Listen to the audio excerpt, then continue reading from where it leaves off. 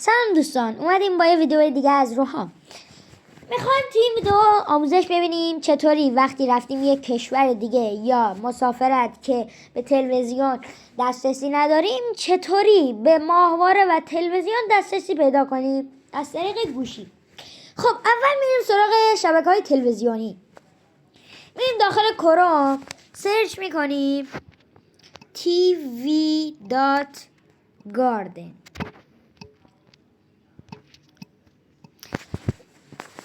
یه همچین صفحه واسهتون میاره. خب شما هر کشوری که دوست داشتین میتونین بریم ماهواره تلویزیونش رو ببینیم. الان من رفتم روی ایران، روش کلیک میکنم، همه شبکه ها رو میاره، همه شبکه ها. خب مثلا شبکه فارس الان لود کنه.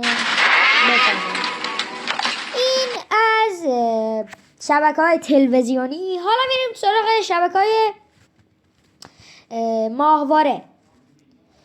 میریم داخل پلی استور سرچ میکنیم ماهواره ان تیوی.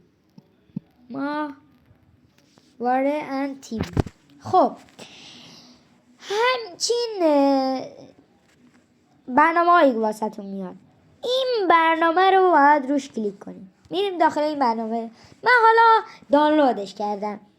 شما وقتی اینو دانلود کردین اوپن رو میزنین یا داخل برنامه. خب اینجا همه شبکه‌های ماهواره واسهتون میاد. مثلا ایران اینترنشنال، مثلا اینجا ایران اینترنشنال VPN میخواد. اونایی که VPN نمیخواد بغلش همچین چیزی نداره. خب مثلا فان پلاس میریم داخلش.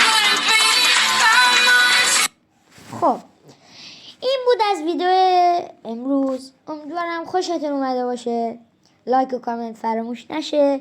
تا ویدیو بعد، خدا نگهدار.